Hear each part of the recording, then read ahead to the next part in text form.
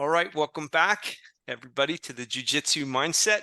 My name is Pete Deely. I'm here with my professor, Professor Lucas Hubo. Good morning, Professor Lucas. There we go. Good morning, Peter. How's everything going? Everything's Glad to be going. back. Glad to be Oh, here. that's right. You've been traveling. Professor Lucas has been away, traveling out in Brazil. He made his way back safely after a great trip. Of course, it was always good to go back to Brazil, see family and friends, have some training with some former professors and training partners, but it's also feeling like coming back home here in Arizona. So glad to be back. I did feel sorry for you on one count, though. And that I know you had 10 days without submission coffee, so I don't think you That was packed it rough. with you. And I'm glad that you came back as healthy and strong as you are of not getting to have your submission coffee. So, as the professor likes to point out off podcast, that I need to sharpen my sales skills, go to submissioncoffee.com, please, and get a subscription to our coffee. As you remember, that coffee's grown in Brazil, shipped to Arizona, roasted, and we'll mail it to you anywhere in the United States. Professor, I'm so excited about our guest today. I've been spending the last few weeks reading his books and studying him, and this is going to be a special day. It's going to be just an hour in his life, but it's going to be a special hour in our life, and so I'm so thrilled. And I think today, let me hand the reins to you to make the introduction. I'll try to be like you, at least you don't embarrass anyone. But today I have the honor to have Professor Robson Moura here with us, one of the Brazilian Jiu-Jitsu legends, multiple times IBJJF world champion, a black belt adult division, enough times that brought him to the Jiu-Jitsu Hall of Fame. Is a title that just a few of athletes have the honor to be part of, and he's one of them. And plus that, an ambassador for Jiu-Jitsu all around the world, an amazing person. I was talking a little bit before we start how much he inspired me when I started Jiu-Jitsu and until now. At first just looking at him as an athlete, and now knowing a little bit more about him for things that you can search around, inspire me and make me admire it even more. And now I'm also writing a book. So I'm really excited for that conversation. Welcome, Professor Robson. Thank you, guys. Thank you so much, Lucas and Pedro. I'm very excited to be here and talk to you guys. And I hope I can share a little bit of my 35 years of the mat, and I hope people enjoy. Well, Professor Robson, I'd like to start, if it's okay, because one of the things that fascinated me, and that I saw a little bit of some of my own childhood for different reasons, is that as I was reading your book, My Life in Jiu-Jitsu, I'm curious about, as Jiu-Jitsu became so important to you at this young age, maybe you could talk a little bit about, why Jiu-Jitsu versus other sports. And I know there were negative activities that many of the people around you were gravitating to, that you resisted and went in a different direction. But in my own childhood, not to compare notes as it relates to not having enough as a kid, right? Thinking about the choices that you make in that environment, I was wondering, was it the intensity of jiu-jitsu that was a counterbalance to the intensity of all the things going around you that brought you there? That, why it was jiu-jitsu rather than soccer or something else? Does that question make sense? Yeah. It feels like it had a special resonance with you that other sports or activities didn't, and I'm wondering why that happened. Yeah, definitely. I think for a few reasons. I think like you said, the place where I grew up was not the only thing we had was play soccer on the street. So it's they grab a few friends and then someone has the ball and let's go play soccer on the streets, like bare feet, things like that. So it wasn't like a sport where you really go to the place, you meet people, you follow the structure, you see, the improvement. You don't see that as a game outside with your friends on the street, right? Right. Mm-hmm. And then in jiu-jitsu, it's funny because a friend of mine who was a little older than me back then, and then he was on the Bruce Lee movies, right? And Yeah. I wasn't on Bruce Lee movies. I think I was too young, whatever. So, and then he came to me and said, hey, let's do Bruce Lee. He didn't even know what it's Kung Fu, right? He said, Right, okay, right. let's do Bruce Lee, right? So I came home, I told my dad, hey, Dad, I want to do Bruce Lee. And my dad, okay. And long story short, so my dad was working on this manufacturer, right? And then when my dad started working there, my dad had something with his hair. My dad was losing his hair very young, but he was very picky on his hair. He would spend hours and hours, like fix his hair. And Me so too. one of the guy who was worked there was like he's there was a jiu-jitsu brown belt. And the guy said to him, hey, I'm going to cut your hair. And my dad told him, like, don't mess with my hair, right? So my dad brought a little knife to his job every day because my dad made this guy's like touching me, I'm going to knife somebody, So long story short, this guy, he grabbed my dad, put him on the ground, blah, blah, blah. Just play with him, I'm going to cut your hair, whatever. And my daddy put the knife and cut the guy's arm. Oh my. And Oh my goodness. from there, they became best friends, right? They became best friends. And the guy was welcome to Brazil, Pedro. Exactly, yeah. Welcome to Brazil. And the guy was always telling my dad, and hey, you gotta bring your kids for jiu-jitsu. You gotta bring your kids for jiu-jitsu. It was the same time I came to my dad. I told my dad I want to do kung fu, right? Right. And my dad has no idea what jiu-jitsu is about, whatever. And then my dad brought me to the school. And then when I remember to see the class, they were doing like front rows, like, front rows, back rows, technical stand-up, things like that. And I remember seeing this guy, blue belt, juvenile, his name was Fabiano, have kid, and he was doing like front row, but he was jumped so high. And I thought, man, that's a Bruce Lee thing, Yeah. I was Bruce Lee right there. So that's how I got myself involved in jiu-jitsu. And then there was like fall in love for the first time. But I don't know if I was falling in love specific to the art or I was falling in love to like get off the place where I was. You know what I'm saying? Mm-hmm. And then when I look back today, I see, you know what? Jiu-jitsu was, so the beginning was a tool to like, hey, we have different directs. You don't have to go to that direct. Let's go to other direct. As I grow up as teenage, see other things and go to Rio to compete, other people start helping me and say, you know what, there's something over here, So that's how jiu-jitsu show up in my life. I say like I didn't pick jiu-jitsu, jiu-jitsu picked me, Yeah, that's it. We've had that expression before. Relative, by the way, to the incident of your dad, like cutting his and then becoming friends with it. Professor Lucas has taught me this expression about Brazil that he says, "Look, Pete," he said, "Brazil is not for amateurs." You got to know what you're doing. You got to know what you're doing. And by the way, I'm older than you are. In my childhood room was a picture of Bruce Lee from the movie Enter the Dragon, where he's like, seems like he's floating across the ground. So my first experience with martial arts was with karate, and Bruce Lee, I was the same way. Like I wanted to do what he did. And like you, I think, the organization of having a place to go, having somebody care about you, having somebody be interested in your development. I think in times in my life and in many other people that I know that could make choices to go one way or the other, that's a saving thing, because it's hard to find that.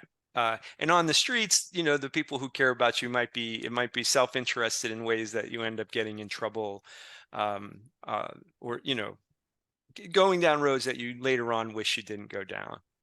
Exactly. Yeah. Professor, I have a question about like when we start training. Part of what we try to do here is just encouraging people to start jiu-jitsu, and of course those that are already trained to keep doing it. And getting back in time a little bit, I want to see if you remember the feeling in your perspective on starting jiu-jitsu. How was the environment there at your jiu-jitsu school? And if like being probably a smaller person than average of the room, how you found out that jiu-jitsu could help you against big guys? And just want to try to make sure we can incentivize people and give some good tips on like when they don't feel they have the right body type. Oh, I'm not strong enough. Let me work out first and then I go back on training. How was your feeling about that when you started?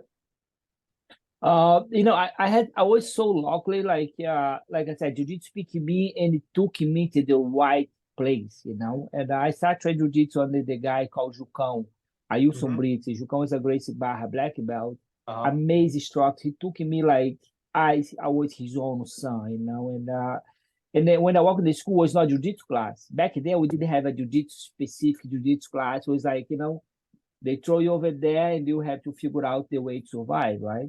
And then, but at the same time, I was like I said, I was so little, besides being a kid, I was very skinny, very like, little guy, and be able to survive against the big guys, was kind of always like a challenge, but it was very, very personal challenge because I was like, you know what?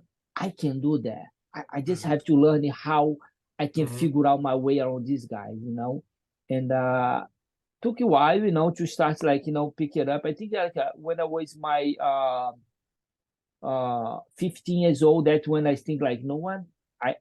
Then people start like look like, hey, this kid is like, because when you're a kid, you go, oh, this kid is good, he's good. But when you like start like really go back to the guys, it's like, wow, this kid's got something. And but again, like Jucão, he had like his class was very well organized. I remember that he had like 2 mat space.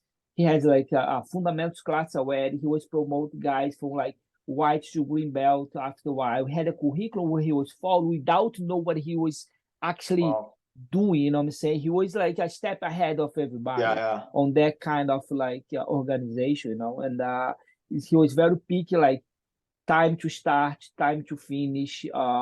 Walk in the school, your gi's gotta be like clean, no rip gi, stuff like. He was very picky on that, and I think that was a very helpful for me to understand like the whole environment, the whole picture. It was not only about, hey, throw some choke, throw some arm bars, try to, was a whole thing behind, and that was very, very helpful for me, and again, like I think like, and like I said, like a lot of guys, I think they should have this mindset, like, oh, you know what? I'm gonna go for the gym. I'm gonna grow up a little more. Then gonna jump on the mat, get in shape. I hear that. I will start that one, get in shape. Has nothing to do on that. I always say, like a friend of mine, he always say that, like, if you wanna be in shape for jiu-jitsu, you gotta do jiu-jitsu. That's it. It's like whatever you do outside will be helpful. Yeah, but don't relate on that because jiu-jitsu is very specific, and because it doesn't work only like strength and might. It's a combination of motion, movement, think, do the move, like combine it, be comfortable on be uncomfortable. It's a really like a missing thing. Like a lot of people, they don't get it there, That's why a lot of people quit, Yes, I agree 100%. So I one of the things that I was curious about as you go along and you become identified as like, okay, this person is special and where it's on your way to this competitive life, is the relationship between the personal stresses of the neighborhood and working your way through the challenges of the neighborhood, right? And stresses you experience as a competitor. I mean, did you find that you handled competitive stress more easily than other people because you had experienced personal stress at such a high level? Or maybe the other way, did like the competitive stress make it easier for you to deal with personal stresses when you were in those early parts of your life? I think so. I think like be able to just very quick, everyone has their own story, like I don't like, if you ask me right now, I say, Hobbs, if you could go back to your childhood, and change something, if you had the power to go back there and change something, would you do? No, I didn't want to change anything, Peter. I want to grow up in the same spot. I want to be able to meet the same people. I want to be able to see the same thing as strong there was for me as a kid. If you ask me, I was proud to see a couple of things I saw. No, I wasn't proud at all. But there was the strength I need, the power I need to know what I can do better. You know what I'm saying? I gonna do better. I know I will. And that manage that stress, manage the environment was very helpful for me to see. When I started training jiu-jitsu, I was walk from the place where I thought there was just there. Right. Right. And then when I walk outside that place, I go to jiu-jitsu, I started to meet other people who was living in another neighborhood, go to another school, play another kind of game, like dress another kind of clothes. I was, wait a minute, it's something more. You know, so like if it does something more, how can I go to that side, to the other side, right? Right. And then that's was like, I was like, you know what, I want to go to that side. That was very helpful for me. And jiu-jitsu was always with me, even though the tough times of my life, as a kid, as I grow up, jiu-jitsu was always there with me, you know. And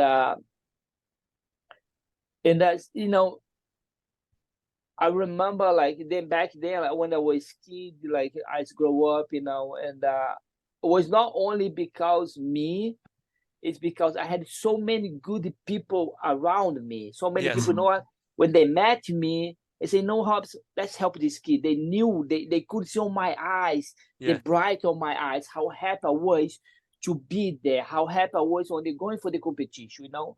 And I remember like, back in the years, they had like a lot of challenge, right? And they throw this challenge and say like, my professor, Jucão, and he was not even thinking about it. Every time some kid show up in Rio, get a big sponsor, or was on the magazine or whatever, could be heavier than me, older than me. My professor like, I have a kid to be that kid. And my professor just told me like, we're gonna go there, you gotta win. I was like, yeah. No pressure. Okay. Yeah, exactly. I said, okay, you tell me I gotta win.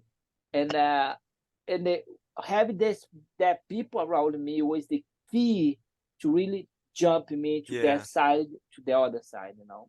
Yeah. And I think awesome. this a lot of people, they always see now, a lot of people, as much, you know, it's depending on you to, if you want to, but the help is very important, you know, like, you know, to have somebody hold your hands, say, hey, come with me, let me pull you to the other side.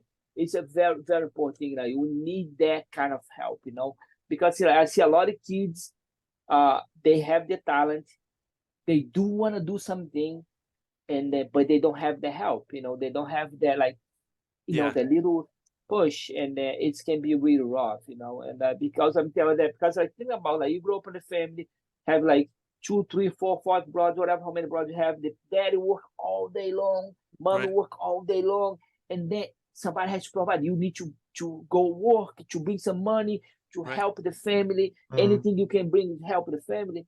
And then when you go for that path, you kind of lose. Yes. You drop your dream because it's a full-time dedication, you know what I'm saying? Yeah. And so every time now, like, I see myself, sometimes like I got a kids, they reach out to me to the social media, say, hey, I'm looking for money to pay for my competition. Can you help me? I just go pics right away. Like, I say, yeah, just send me, you know, because I see myself on that kids, you know?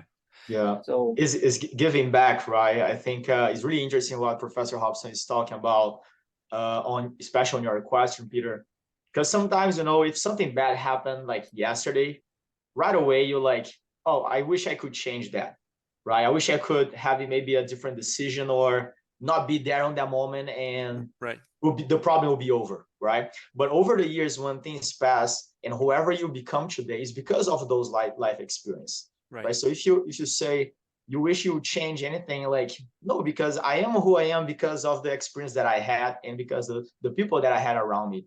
And it's really awesome to see Professor Robson say that. And what, in my opinion, right, what he's talking a lot about is like how Jiu Jitsu came to his life and how that changed his life. So I'm sure, Professor, you have seen that happening so many times, not only with you, but with people around you, right? It does have any specific situation or that it touch you, you know, in such a way that maybe you help somebody or you saw something happen that actually changed someone's life for good? Oh, definitely, so many times, Lucas. And only my 22, I moved to Ribeirão Preto, São Paulo. Right, from Rio to Ribeirão Preto, São Paulo. I was on prime of my competition, competing all the time, doing really well. As a competitor, doing really well. As a sponsorship, had good sponsor. Only my black belt, got my black belt there. Like I think it was when I moved to São Paulo, to Ribeirão Preto was 1997, 1998, something like that. Right. Until that moment, I didn't know how powerful jiu-jitsu was. Right. And I had this guy walk to my school, sign up as a student. And he was a morning class. He was walking the class, sitting on the bench, watch the whole class, leave the class, go back home. He did that for 2 weeks. And I was, what this guy is doing, right? So then I was teaching inside like a fitness club, right? Like, you know, a lot of people, they did that in Brazil. I think they still do it. So, and I walked downstairs to the girls who work on the front desk and asked, what's going on with this guy, blah, blah, blah. They told me, oh, this guy's already been a student. He's been paying for training. I said, oh, okay. So 2 weeks later, he brought a gi, came to jump in the class, started training. Very quiet guy, doesn't say much, just hi, bye, that's it. So little heavyweight. I couldn't see he was a doctor because he was always coming like dressed as a doctor. But again, I didn't have the mindset to talk to this guy, to ask anything about this guy. My thing was training. This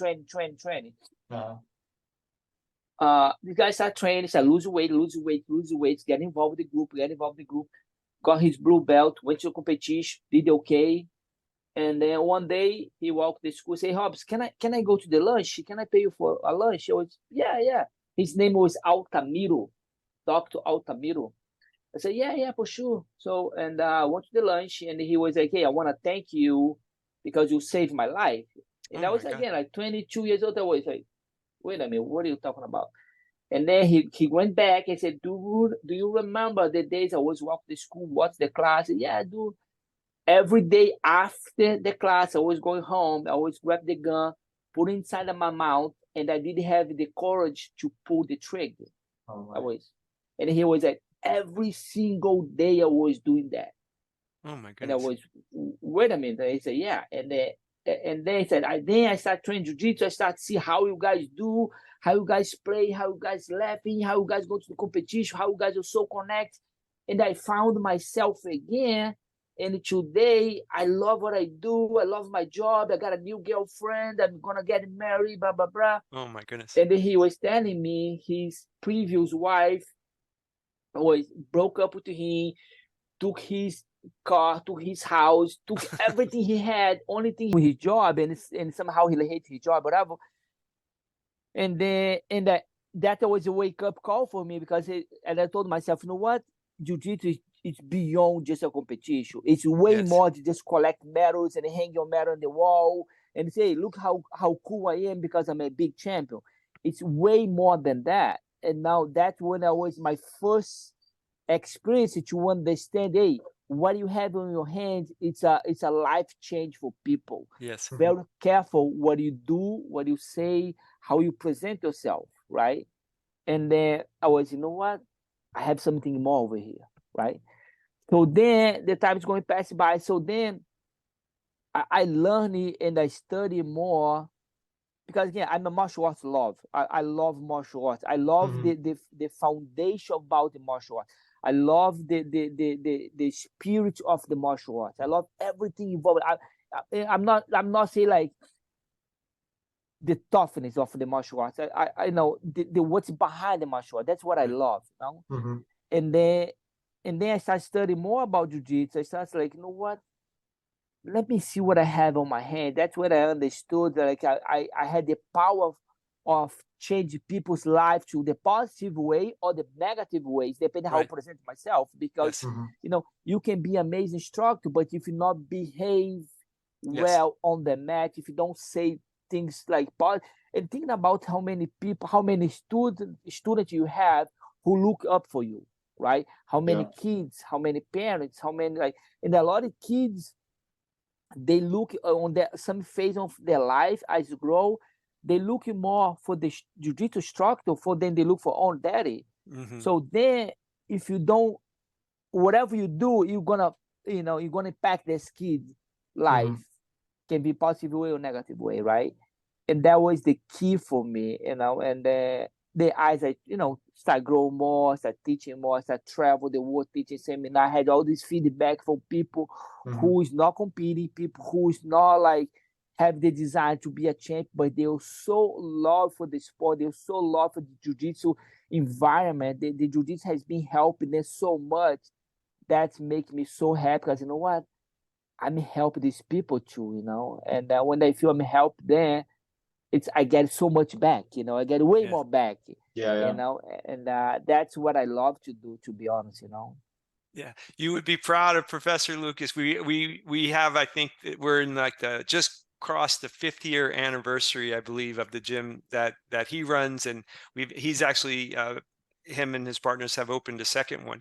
And one of the things that as a guy who started jiu-jitsu when he was 50, when I come in, one of the things that really attracted me to Professor Lucas will refer sometimes to jiu-jitsu as like an individual team sport, you know, is that although, you know, we're out there competing, we need the community to help us. And the way that like he conducts the classes with the kids, as somebody who's always been a part of some athletic community or another, that character development that goes on in a well-developed jiu-jitsu environment, I think is unique. I think that, you know, the athlete-coach relationship in many sports is super important, but the jiu-jitsu athlete-coach community relationship, I feel like isn't like anything else. And I've played soccer at different levels and have been a part of other kind of athletic communities along the way. And, you know, you save that person's life by, you know, bringing them in and caring about them within the context of this art. And that power is what we're suggesting to other people, is like one of the reasons if they're hesitant, like if they don't feel like they're in shape, that's a small part of like, okay, let's say it is a struggle that lasts for a couple of weeks or whatever. The gains and the benefit are so giant on the other side of that if you just, you know, step onto the mat. And sometimes we use that expression, right, that the hardest belt to get is the white belt, because going from not being a jiu-jitsu athlete to taking the chance to be it is actually, you know, the hardest thing to do, and for some, you know, for many people. Sure. Oh yeah, let me share something with you guys very quick, right? And 6 years ago, I had my kids, right? I had twins, a boy and a girl. They're 6 years old now. So my wife, she had the things called plaque clumps. So my kids, they born premature. They born like with like less than 6 months, right? Oh. Very tiny baby. Man, if you see picture, I'm gonna send the picture for you guys later. Yeah. Very tiny, right? So my wife was in the hospital for 3 weeks, and that 3 weeks she was connected to the computers, like every plug, the like computers track the babies 24 hours, and I was sleeping there for 3 weeks with her. So in that 3 weeks, what do you do? Like, you know, you Google everything it can happen. What happened if my baby born like premature? What's gonna happen? Everything you find on the Google is bad, right? Everything. You don't find anything say like, oh no, don't worry about it. Everything's gonna be good. Just be strong, right? Right. But I couldn't hold myself. I somehow was kind of like prepare myself for the bad without believe the bad could happen, right? Because in any moment I could believe, but I was kind of prepare myself. One night was around like 2 a.m.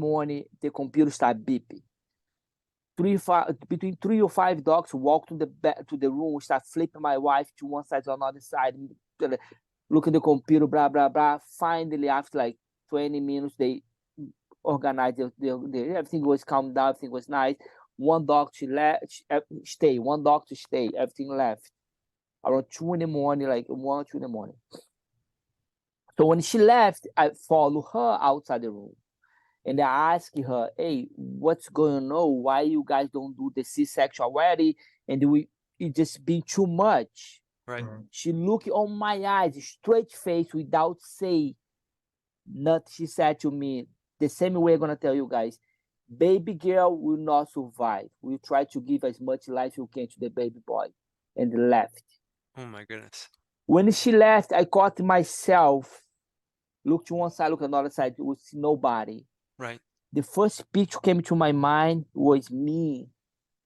Dude, I had like my head just popped like that. Yeah, yeah. I catch myself, tie my belt, shake the hand, and go for one more round. Right? I walk back to the room and my wife asking me what she said. I said, everything's looking good, baby's looking fantastic. Let's move for the next round. Right. On that moment, that's when I realized Jiu-Jitsu here with you, bro. You're not gonna be by yourself. I'm here with you. We're gonna go through that together. Yes. So 6 years passed by. My babies are beautiful, healthy. No. They don't have one disease. They never had one single thing. Yes. Even though when they born, they only NICU for 3 months in NICU. And one time the doctor walked to me say, hey, maybe the baby boy has to do a heart surgery. If they did go, if something don't close on their own. Before he finished the sentence, I told him, it's gonna close. It's gonna close. I know it's gonna close. Right. And did it. Right? And the people say like, oh, it's the mindset, whatever. You have a strong mindset. I do have a strong mindset because Jiu-Jitsu built that. Yes. Jiu-Jitsu gave him that. If it wasn't for Jiu-Jitsu, I couldn't handle it. I couldn't handle it. I'll be like, besides, I'll be, and that's when when I figured out, you know what, man, it's, if I have my gi and my Jiu-Jitsu, I have everything. I have the power. I have, the power to do everything. You know what I'm saying? And that's when I realize if Jiu-Jitsu can help me, it can help anybody. Right. It can help anybody in every situation. You just have to believe. You have to believe and embrace that strong, and really live that. When you're talking about like you live a Jiu-Jitsu lifestyle, people, they misunderstand that. They go, oh, what's Jiu-Jitsu lifestyle? Tank top, flip-flop, go to the beach. No. Right. That has nothing to do on that. It's really live Jiu-Jitsu. Let the Jiu-Jitsu be part of your life 24 hours a day. Breathe Jiu-Jitsu, eating Jiu-Jitsu, sleeping Jiu-Jitsu. When I'm saying like not think about Jiu-Jitsu 24 hours a day, thinking about the situation you are, and how you can manage to the Jiu-Jitsu. You know what I'm saying? Like you said, like when you made something very nice, people, like about like the hard belts, the white belt. Why the Jiu-Jitsu? Because Jiu-Jitsu is very unique. Jiu-Jitsu is like, I'm training to you. I trust you so much. You can break my arm there. You can break my shoulder. You can choking me out to pass, but I trust you so much. You build that trust, that relationship, and that just do like that, you let me go. Right. You have my life on your hands for that moment, and I do like that, you let me go, and you shake hands, you do it again.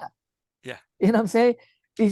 That's the power we have on our hands. You know what I'm saying? In the other sports, we don't have that.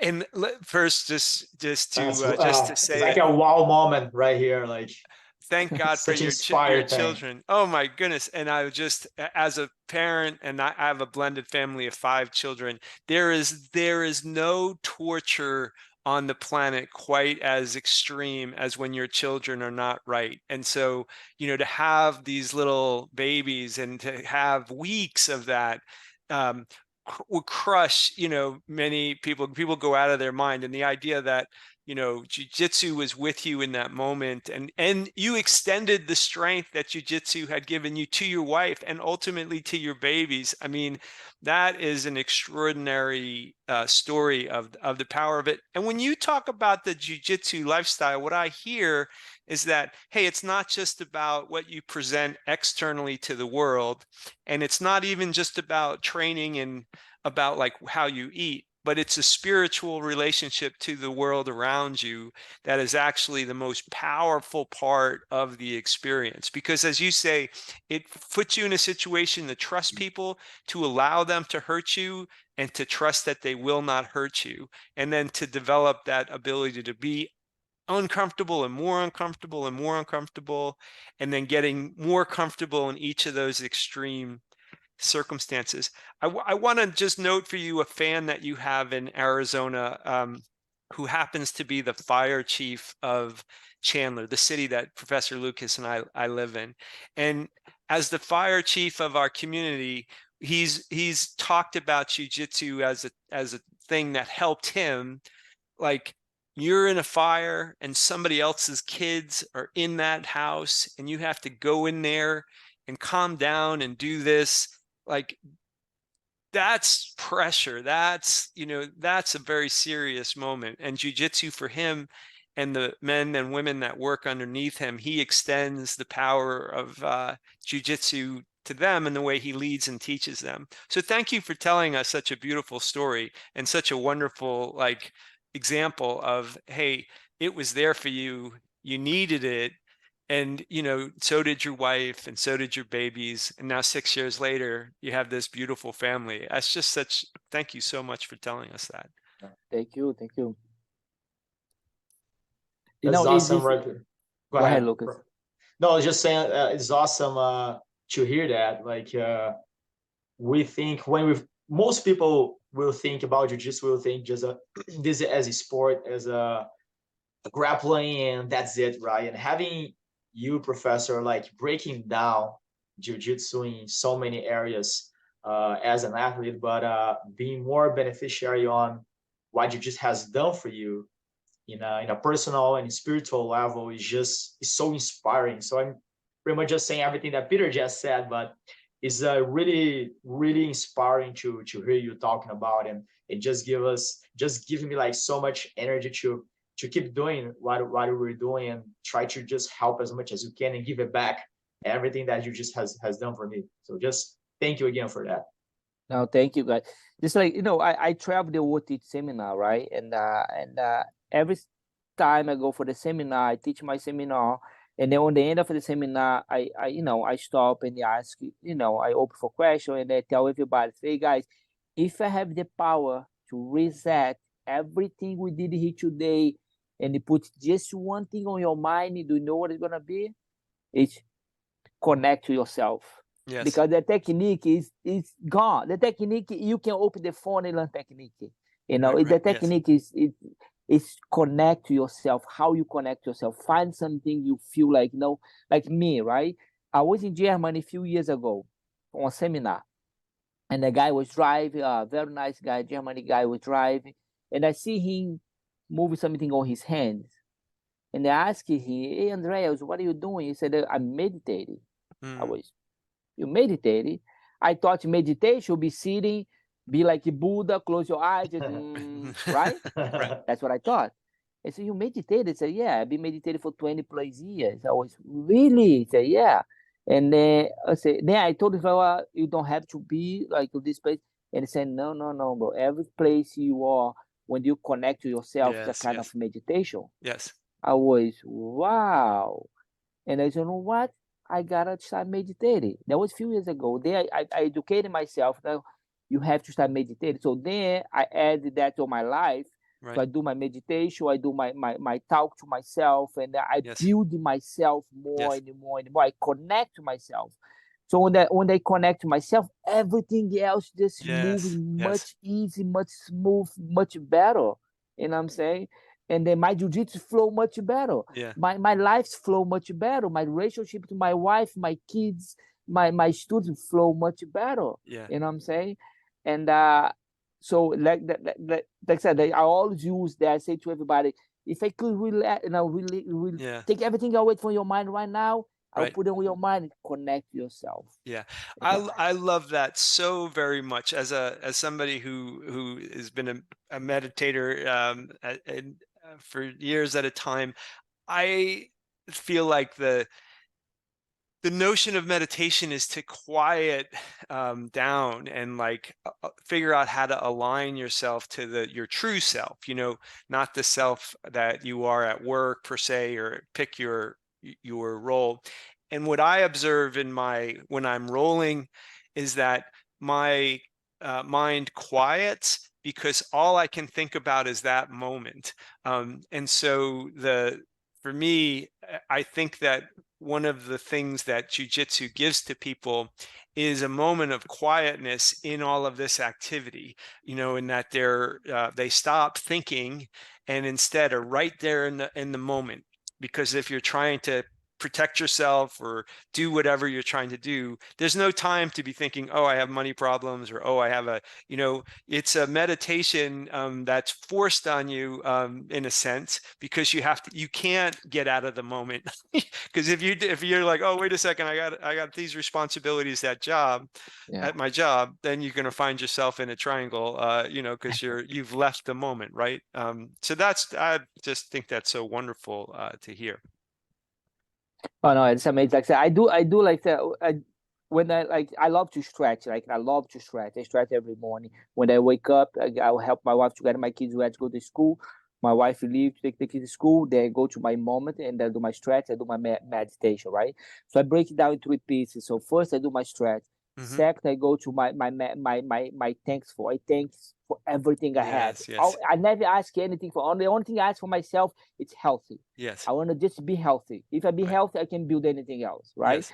And then I have to protect my kids. I talk to God. Like that's what I believe. I talk to God. Mm-hmm. And then my next one, I talk to my mind. I build my mind. I tell myself how strong my mind it is. With the things I let live on my mind. What I allowed to live on my mind. Yes. You know what I'm saying? And then after that, I go to my meditation. That's when I find my quiet moment and I try to really calm down and really clear my mind as much as I can. That's how I do. Again, that's how I found to connect myself. It does work really well for myself. Right. That doesn't mean someone's gonna do it's gonna work for me. I think we have to find, like a game, a jiu-jitsu game. You have to find a game. Your bottom guy, top guy. You have got a guy. You just find yourself there and just build it from there. That's so beautiful. And I think as you submitted to the structure of other people to teach you different things as you're younger, then it sounds to me then you were able to build the structures of your life out of your own decisions. And so learning, particularly in the beginning of things, we're so dependent on good teachers. You talk about, like, if you have a jiu-jitsu instructor that's bent in the wrong way, jiu-jitsu can lose its power if somebody doesn't teach it from the proper perspective. But taught from the proper perspective and then submitting to someone else's structure, I think as you mature as a human being, then you learn to be able to create those structures for yourself. Like in my mind, what you do for yourself every day is give your chance to orient yourself to the best version of who you could be.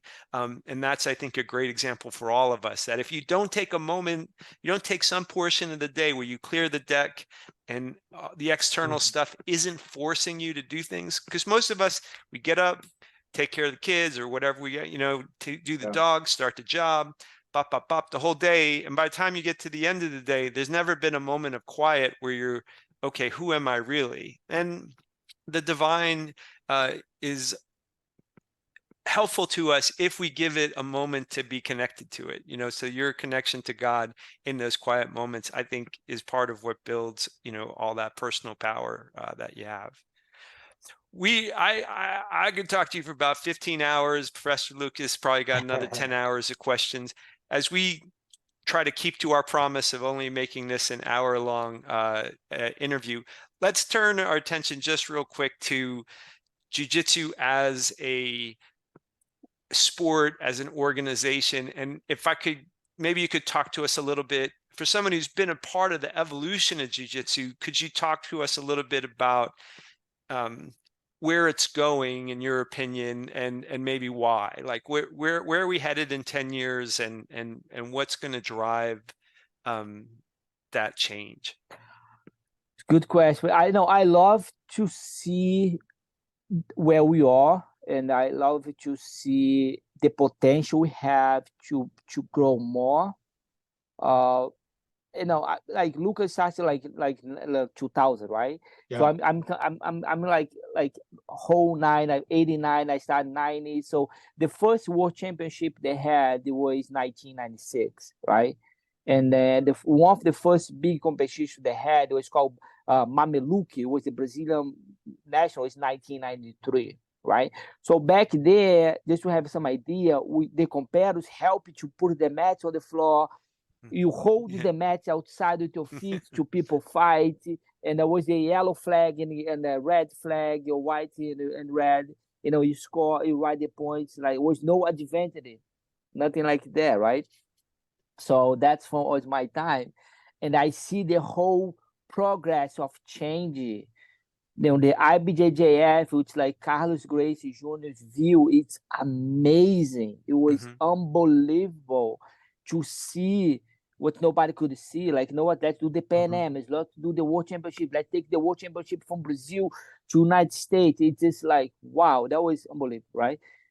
And the amount of schools we have worldwide now, it is amazing how the school be organized, the structure on the class, only for the uniform, the school's environment, how nice, how beautiful, how organized they are. But one thing I feel, I think we are missing is the share. I think some school they'll do so nice and well, but they'll hold so tight. Yeah.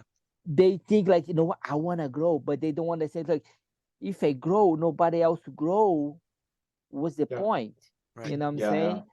So that's one thing that really scared me a little bit, and I think like the only way I'm gonna grow if I bring everybody with me.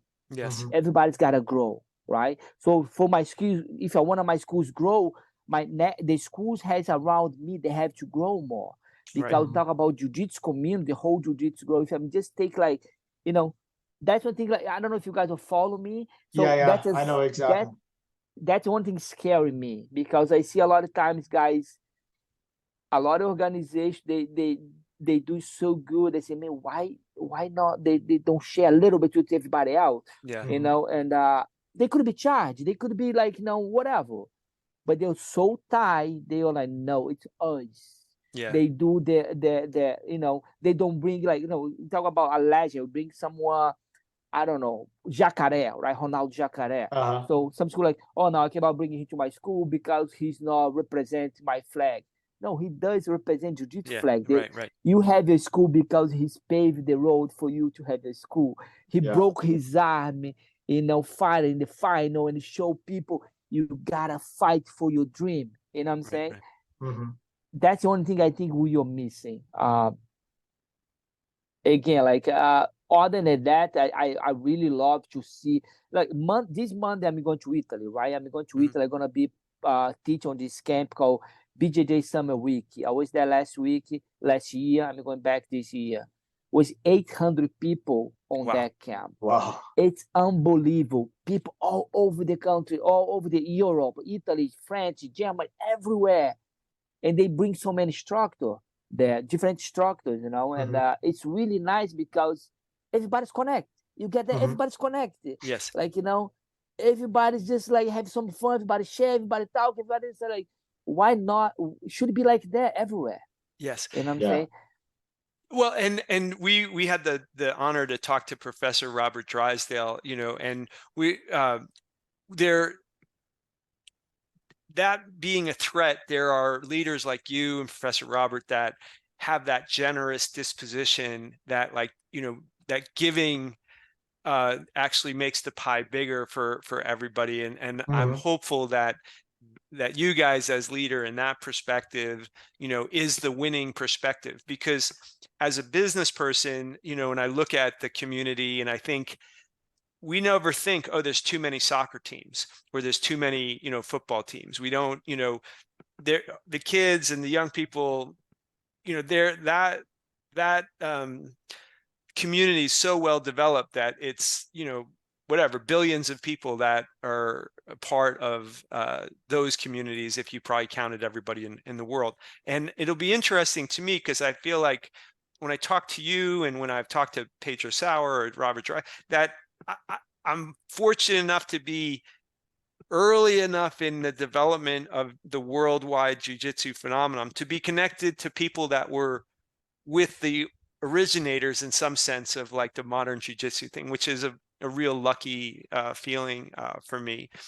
And all things change and grow depending on like who's the leaders of the organizations. And if you're in Italy and there's 800 people showing up, I'm really encouraged by that, you know, because that means that your teaching there's be 800 people that you now have touched and have brought that perspective to them.